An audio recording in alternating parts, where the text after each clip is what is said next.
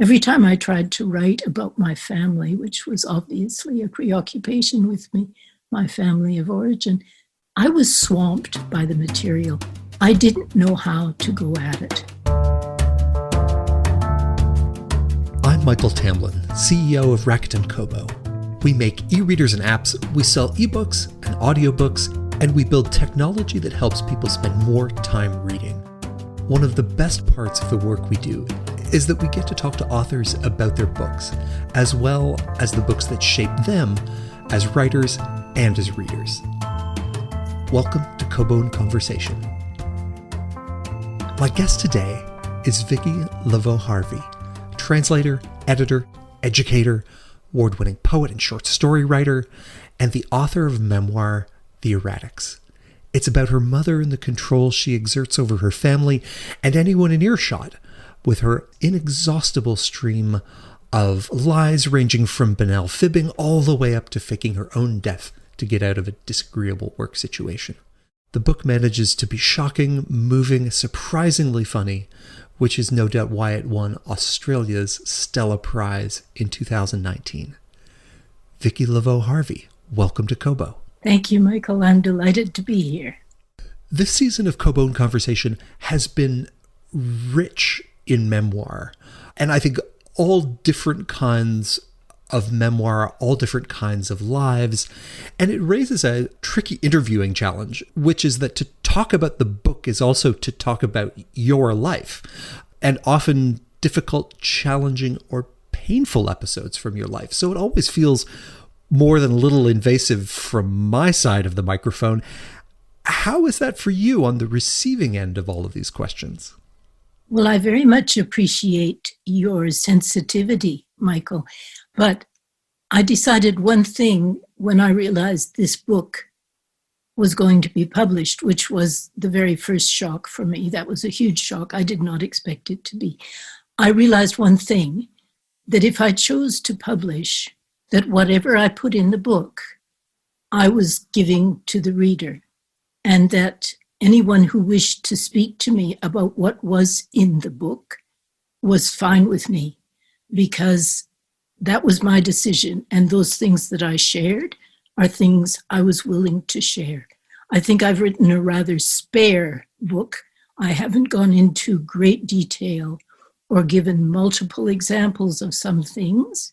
I wanted to give enough so the reader understood, but nothing that is in the book is out of bounds. So I have had on occasion a person asking me what I considered an invasive question, or making a comment which went very personal about who I might be as a person and how I live my life as a result of this. And those things I just deflected, because that's not what I was doing. So fire away, Michael. Thank you. In The Erratics, you are a reliable narrator for an unreliable subject, as you describe events and episodes in your orbit around your mother who had narcissistic personality disorder. How would you describe her to someone who hasn't yet picked up this book? Well, I think for both me and my sister, my mother was someone who was rather akin to a force of nature. She wasn't someone you could really understand or come to compromises with. She was rather detached from reality, which I believe is almost always a characteristic of narcissistic personality disorder, or those disorders in general. There is a lack of connection with reality and with real possibilities and real situations. I believe that a lot of what my mother told people were things that she saw as a kind of truth in herself. I don't believe she set out to tell lies, but she would create a lot of havoc with what she did put out there. And she had the charisma, often characteristic of people afflicted with this kind of terrible disorder. It's a terrible thing for them to live with, and a destructive thing for the person who's caring about them or who lives with them. But I believe that that charisma meant that her fabulations often carried a lot of weight with people. So my sister and I, especially in the 6-year period I talk about in the book, found ourselves often trying to undo perceptions of us created in people by what my mother had told them. The events of the book have you variously escaping her influence, getting pulled back in, as we said, sort of in that orbit. Can you give us just a preview of the time in your life that the book covers, where that starts and where that ends? Yes. The Erratics covers a 6-year period approximately, which was the period where my sister and I reappeared in our parents' lives. I had not seen my parents, I think only on one occasion over the preceding 2 decades. My sister lives closer to them and actually saw them perhaps several times over that period. But my mother had erased us from their lives to the best of her ability. And this meant that when we reappeared, it was an event for everyone. And that 6-year period coincided with an event, which was my mother breaking her hip and being hospitalized, leaving my father alone on the country property where they lived. And an outsider, realizing what dire straits my father was in, he looked very ill and he was having trouble coping on his own, and finding my sister on the web and contacting her.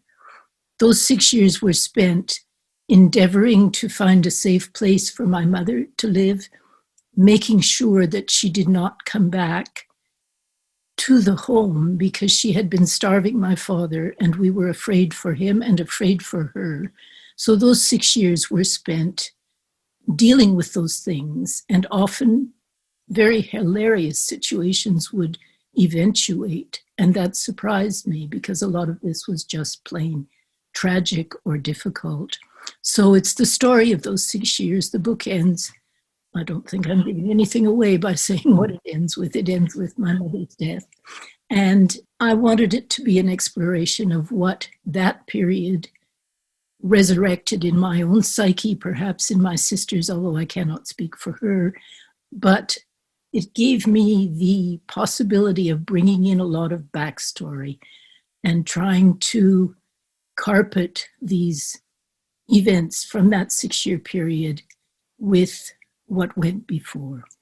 When you talk about your return into her life being an event, it really was an event in the sense that people would have been told that you had died or that you had disappeared or that you'd never existed. And it seems like every person that you encountered through the book as you were coming back into your mother's life had a different sense of who you were and whether you were real or not. Yes, and there were 2 of us. I'll never forget a meeting with some people, and my sister was already in the room, and my sister and I look rather similar, and these people had just barely got used to the idea that my sister was there. And then, wait, there's more, and I walk in, and the look on people's faces. I mean, it was funny in a terrible way, but you are asking yourself questions about what it means to have been erased from a history, to either have never existed or to have been wiped out in some way, various ways. Growing up, when did you first realize that she was different and that your life was different as a result? Oh, I think I knew as soon as I had contact with the outside world, especially as soon as I went to school, because she was a little bit like a tornado. She really took places apart, and nothing was ever good enough. So I realized at school very quickly not to endeavor to communicate to anyone what my home life was actually like, because they might get in touch with my parents and this would trigger the most amazing kerfuffles. And I learned that as a child, that was not what I wanted. I preferred to keep my peace and endeavor to negotiate the situation I was in by myself. I think I was very early the responsible adult in the room. We see this in the book both through your eyes and through the experiences of your sister. And you lived through many of the same things, but looking back now seem to feel quite differently about them. Can you describe that difference in perspective and kind of emotional after effect a bit? Well, I can't obviously speak for my sister, but it is true we are very different people. And it's also true that we've lived on different continents for maybe 45 years now. So that means we haven't actually been part of the fabric of each other's daily life for a long, long time. I think part of what I wanted to write in the book was the different ways that we saw the situations and that we reacted to them. And she's an extremely practical person, very good at getting things done.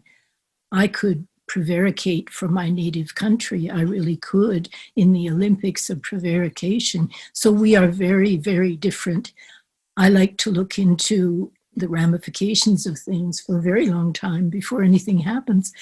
And she acts. So we had a kind of dynamic there.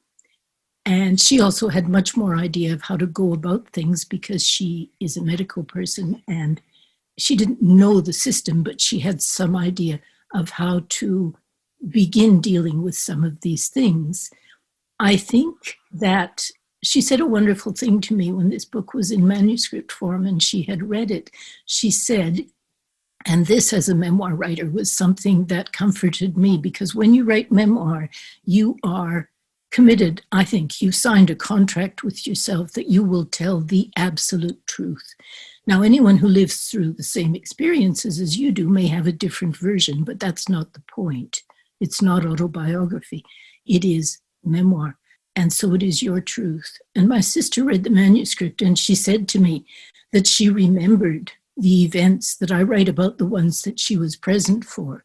She remembers those events as being the way I said they were in the book. She said what is different is the significance they had for me at the time and the meaning I continue to attribute to them. Those things are different, but the events themselves were there. And I think basically that is what makes memoir interesting, is that fact that it is one person's truth to the very best of their ability. You mentioned a few times through the books that your own memories sometimes feel untrustworthy in the face of your mother's constant and shifting fabrication.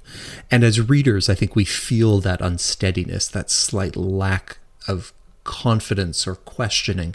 Was that something that you had front of mind as you were writing this story, that you were having to cut through really a whole forest of other stories to get to your own? No, I didn't actually feel that way, Michael. I felt that what I was doing, I felt as though I was on solid ground writing this book, because I was talking about events that were very recent. This was the story of 6 years in my recent memory. I had boarding passes, I had various things, I had emails, I could check when certain things had happened.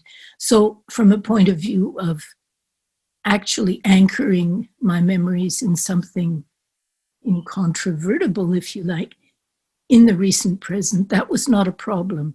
And what came up in relation to those events, these things came up of their own accord from my memory. I didn't have to go digging. These were things that were there. There are large blanks in my memory, and I put this down to trauma of one kind or another. I do have blanks from my childhood. I mean, from perhaps my early adolescence. There are periods when I do not remember things, but I do not know why. I've done a lot of work on myself to understand why that might be. I think some things were just painful and I blocked them out. But I didn't have to actually, hack my way through a thicket to get to what I wanted. These things presented to me as a result of events in the very recent present. Speaking about that unsteadiness of connection to truth, let's talk about your father for a moment, because he, in a way, is the one that was, both most constantly exposed to your mother and sitting closest to that vortex in a way. Can you talk a bit about his experience as was shown through the course of the book?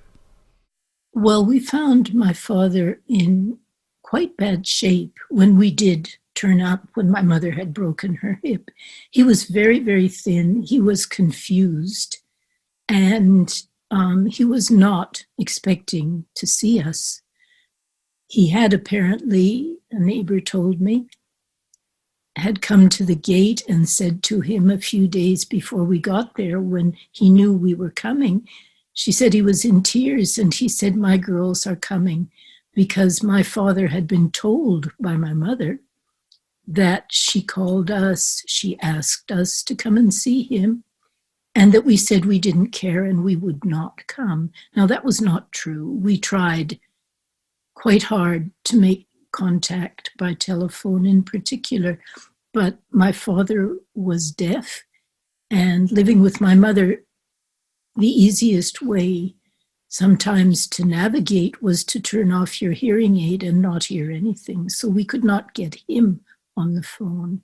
So yes, that's where we were with that.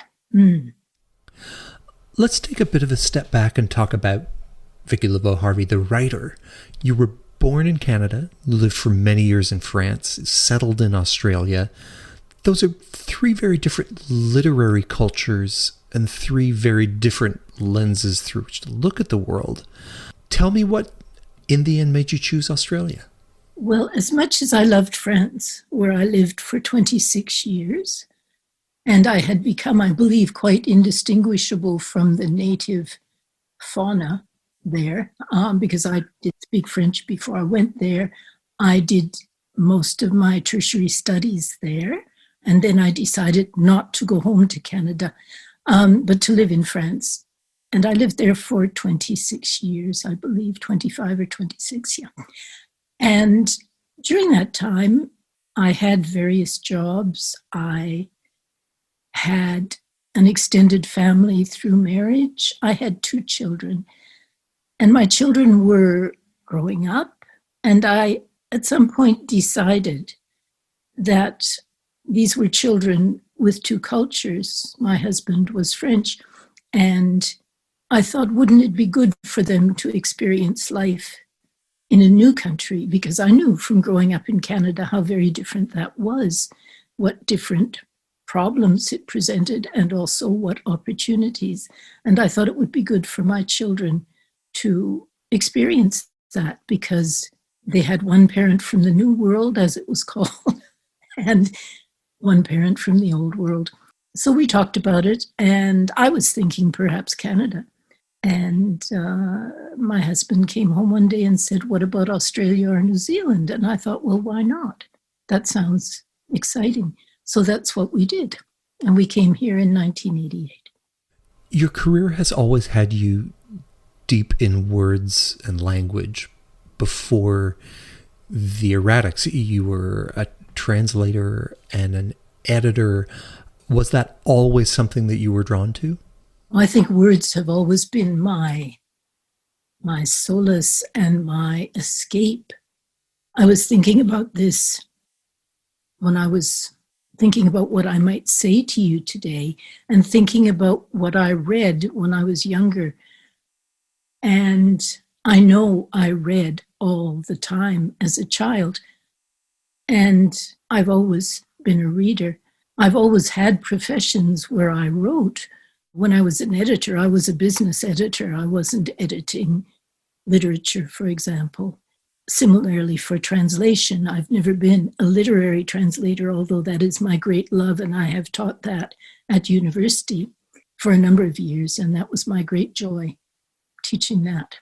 But I have been fascinated by words forever, I think, and I am one of those people who yells at the television set when people announce that there are less COVID tests being done this week, and I yell fewer. It's fewer COVID tests. You can count them. It's not less. It's fewer. I'm one of those people.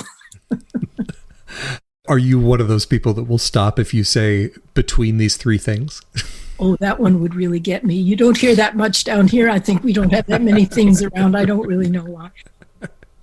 Let's go back to pick up a thread you talked about earlier. What were the books that you were reading when you were young? Well, this is something that I've been asked quite often. What did I read as a child? And I've always been amazed by people who say, you know, I can remember reading Charlotte's Web, or I read Enid Blyton. To tell you the truth, I do not remember what I read as a child. I know I was always in the library. I knew I was always reading. The only book that floats to the top of my memory is A Child's Garden of Verses, the Robert Louis Stevenson. That's the only title that comes up. Now, I presume that since I had no parental supervision and they belonged to the Book of the Month Club, I was reading probably very early a lot of things I shouldn't have been. And I remember distinctly that the books would arrive from the book club and they'd get opened. My mother was a voracious reader, and they usually sat on the coffee table while my parents were reading them that fortnight or month, whenever they came.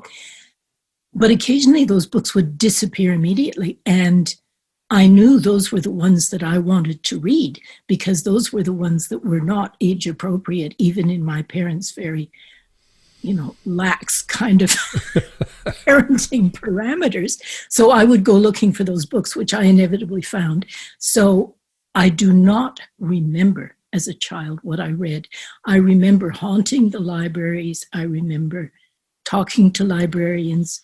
I do not have titles of books or distinct memories of books that come to mind. I know I read series of books. There was one about little girls doing ballet dancing in some place in Britain. It was a series of books. I cannot remember the titles. It was like reading a fairy story for me, because I lived on the prairies and the blizzard was howling outside as they were, mincing around in their tutus. But I don't have precise titles. I remember more from the time I was a young adult, of course. And so let's go forward to that time. What was the first book that you remember grabbing you of thinking, this is either written really well or this has really pulled me in? Well, I did read a lot of classic literature, so to speak, especially in French when I was doing my first university degree. So I was particularly attracted to the 18th century, and I ended up going on to write theses on Voltaire, which I think is quite interesting. I had a friend who was working on Proust, and when she wrote, her sentences were about half a mile long, and mine tended to have 6 words and end with a full stop. And she typed up my master's thesis for me, and she said, I have to keep retyping. This was before computers and autocorrect. And she said, I have to keep ripping the page out of the typewriter and starting again because I put a comma. You can't possibly have a full stop that soon. And I thought, isn't this interesting? Because I think I liked Voltaire because that's the way I wrote. Anyhow, that was my bent, was something quite spare and straightforward. And she was a different kind of person. She analyzed in a much more multiform way. But I thought that was interesting. And some of the things I read at university I very much liked. Afterwards, as a young adult, I can remember reading some feminist literature. I remember, it was mainstream literature, but we were in that wave of feminism at that time. For example, The Women's Room by Marilyn French, which I thought spoke to a lot of things that were very important and that weren't exactly new at that point, but which were expressed in a way that was obviously reaching a lot of people. And then I read, Margaret Atwood and Alice Munro. I very much liked Alice Hoffman.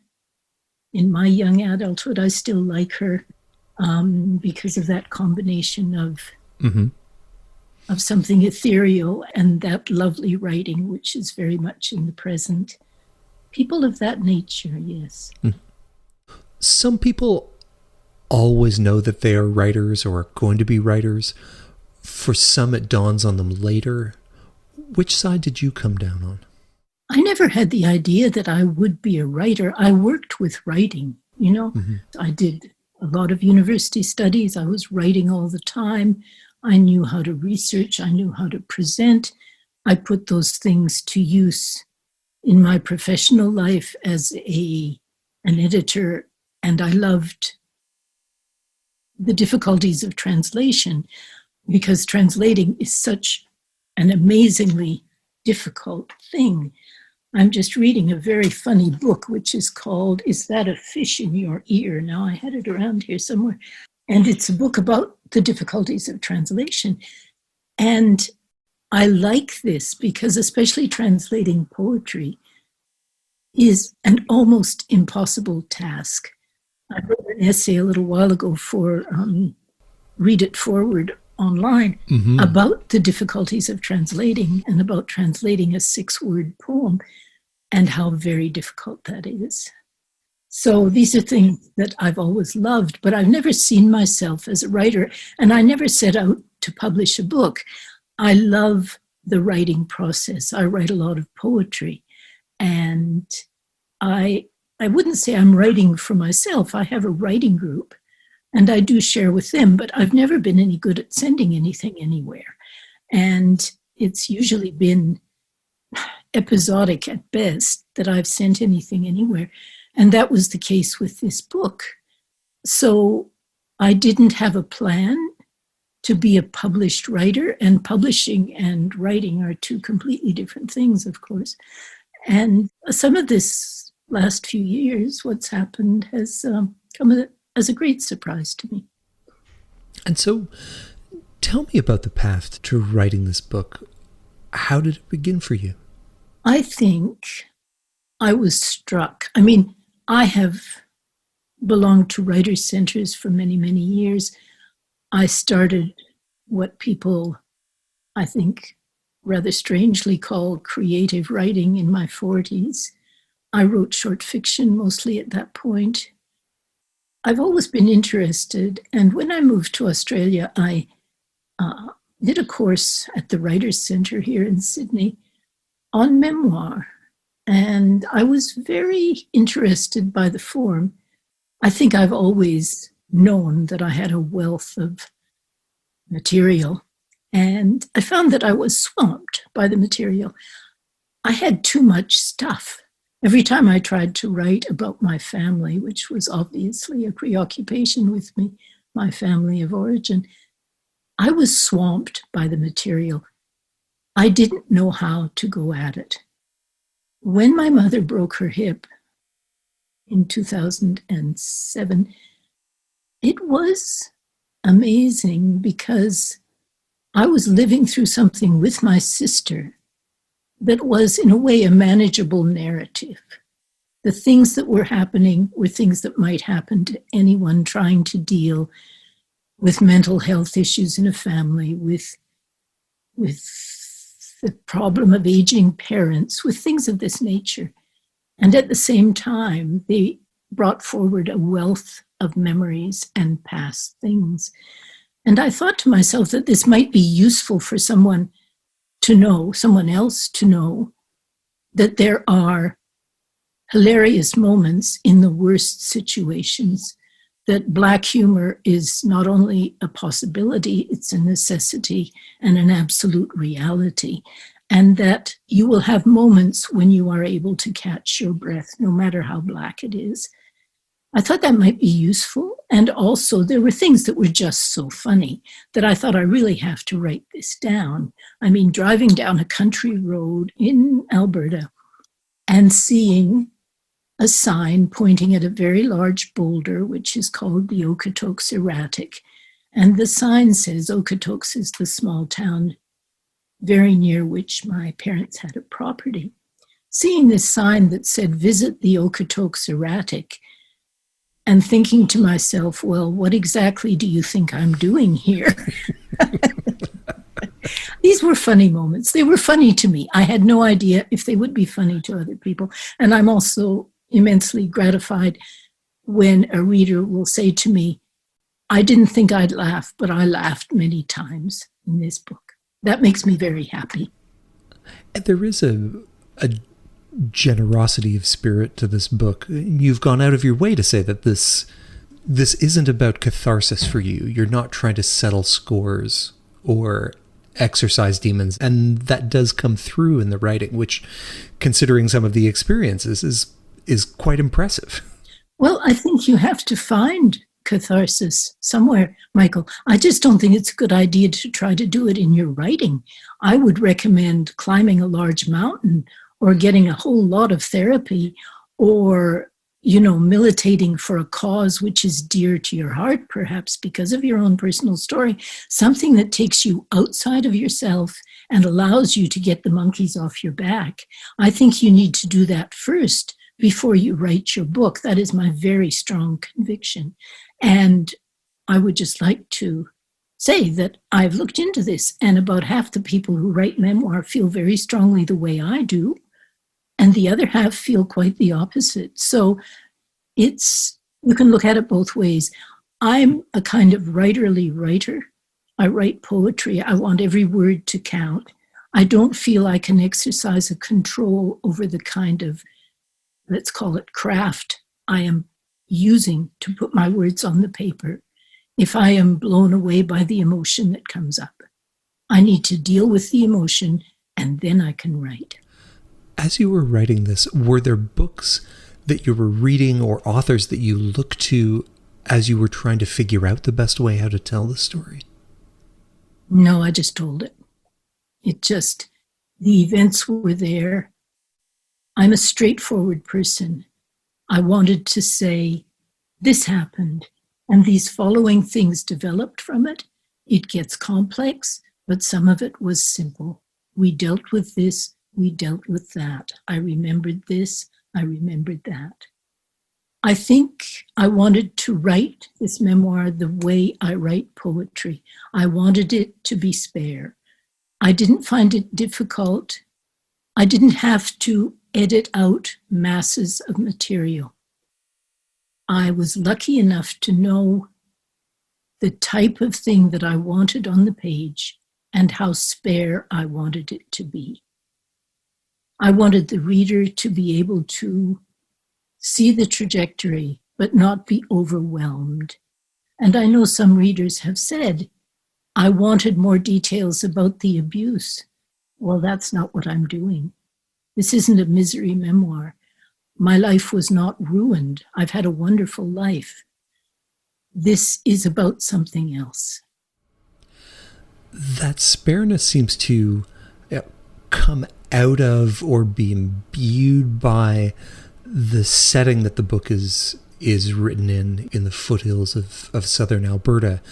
I'll make a slight diversion just to say that one of my earliest memories as a child is waking up while on a cross-country drive with my family at the age of 4. We'd driven across the Canadian prairies at night, and I woke up just as we were coming to the foothills of Alberta. And it was the first time I had that sense of landscape as being something that could be awe-inspiring, and I've never forgotten it. Oh, wow. That's wonderful. That's wonderful. And those foothills hang in the background of many of the scenes in this book. Is landscape like a character in the erratics? Absolutely. I wanted it to be that. I very much did. Perhaps unconsciously when I was writing, but when I read what I'd written, I thought, it is a character, it's there, and it's so important because as much as I am now anchored where I live here in Sydney, Australia, and as much as I love Australia, I also have my heart in that landscape. That's where, at a similar age to you, Michael, I saw those things. I was that age when I lived in those foothills, in those little towns around southern Alberta, south of Calgary. And that is the landscape I saw. And I find that landscape, when I get off the plane in Calgary, I feel like a piece of a jigsaw puzzle fitting in where she belongs. So my heart remains there to a certain extent, because I think you imprint something that strikes you as beautiful and wonderful, and something I obviously felt very consoling when I was a child. I think you imprint that and it always remains with you. Well, and it's funny what people find consoling, because it is a landscape of extremes. It is, as you say, cold enough to kill you. It is baking hot. It is, flat and rugged and windswept. And yet, if that's what you've grown up, then that is, that's where you're rooted. That is your sense of home. Yes. And I remember always, as a teenager, grabbing the paper in the morning, be delivered on the front step by the guy going by on his bike. And I would try to get there first before my mother did, because she always needed to see what catastrophes we could talk about over breakfast. And I tried to get there first so I could look at the cartoon. There was a wonderful cartoonist whose name I'm not sure I've ever known, but he drew commentary cartoons, sometimes perhaps political, but I didn't care about the message. He always had a very tiny person on the side of his cartoon looking at this outline of the Rockies in the distance and saying, "Aren't the mountains beautiful today?"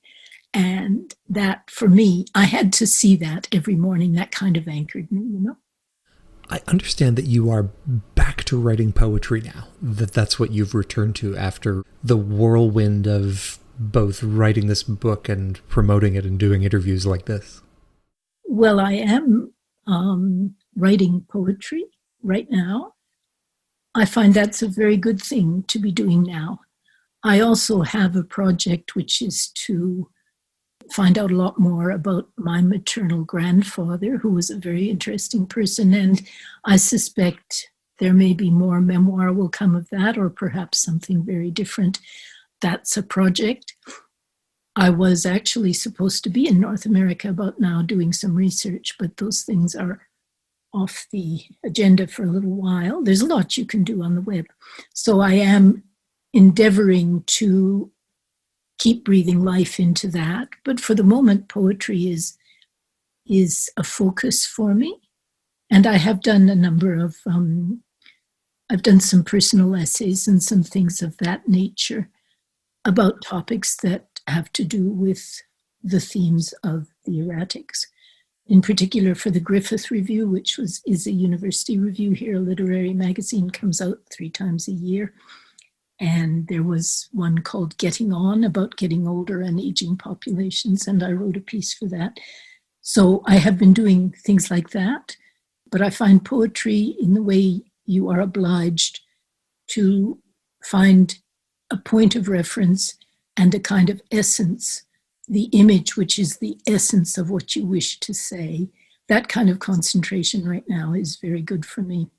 I'd recommend it to almost everyone. I think we're all feeling a little bit fractured. Truly. Having finished the erratics, do you feel like the need to write memoir, to describe segments of your life has been satisfied, or is there something that you might come back to at some point in the future? Well, there's a lot I didn't say in the erratic. Mm-hmm. There's a lot that was off topic, not because I was hiding it, because it was too painful or too shocking or whatever. That's not the case. But there were a lot of side roads into the foothills that I didn't pursue.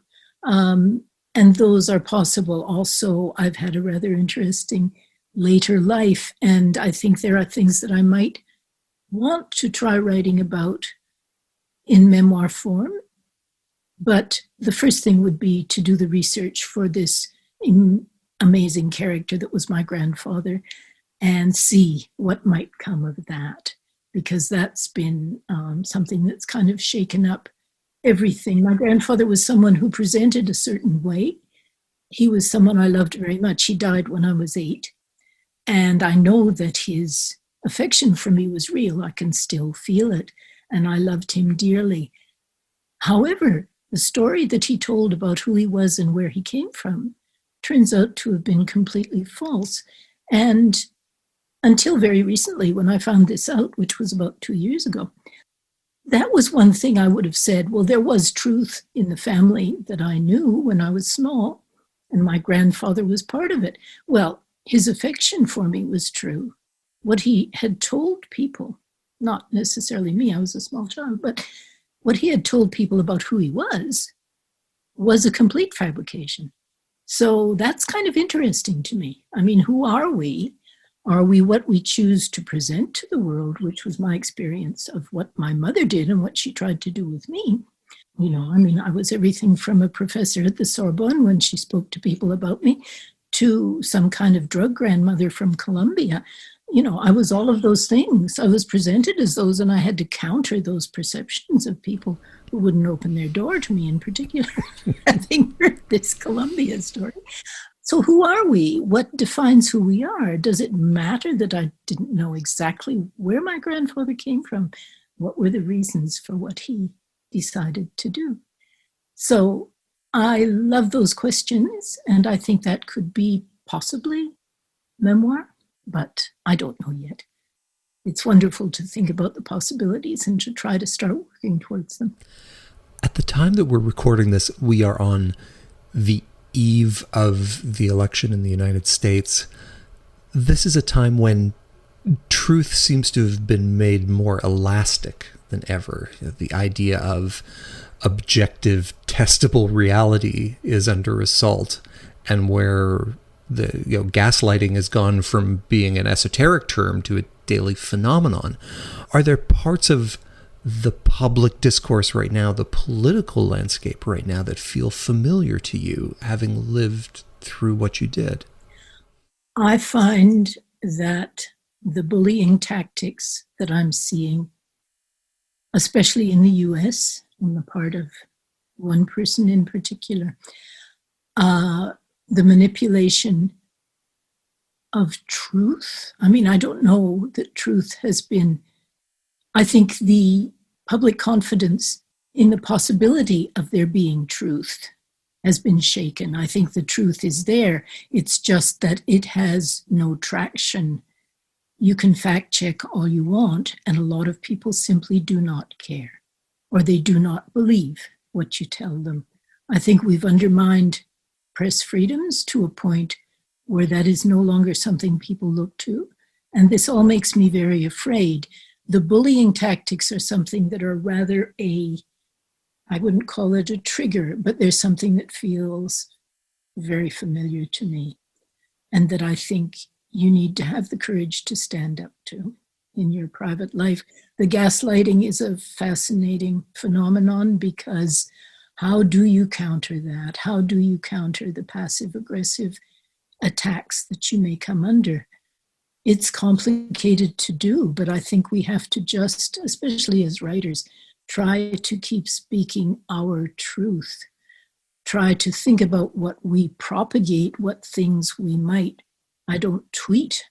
I think that's a horrible thing to be doing, but if I did, I'd be very careful about what I retweeted, if that's the verb, because I think we need to have ourselves grounded in truth, and that's actually all you can do. And I think it's what you do as a writer. Even if you're writing fiction, you are grounding yourself in some bedrock of truth that you are willing, sometimes at your peril, to put at the disposal of people who might read you. Vicki, thank you so much for joining us. It's been my great pleasure, Michael. Thank you. I've been speaking with Vicki Laveau-Harvie about her latest book, The Erratics. It and the other books we've mentioned here, along with previous episodes of the show, can be found at kobo.com/conversation. There are so many great conversations with so many good authors there. Make sure to catch every conversation by subscribing to Apple Podcasts, Google Play, or wherever you listen, and leave us a review because it helps other readers find us. Kobo in Conversation is produced by Nathan Maharaj, edited by Kelly Robotham, and hosted by me, Michael Tamblyn. Thank you for listening.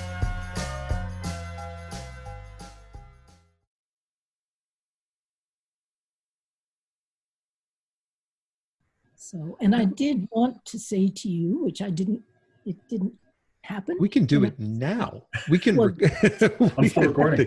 Everything is still recording. It's never too late. That I had listened to the lovely conversation with Anne Cleves, and I thought, isn't she wonderful? I mean, She really is. Oh, I just love her. And it's funny because she said she read Simenon. And when I was writing my thesis in France, I was living in a garret. And I was... Of course you were. Of course I was. I mean, as you do.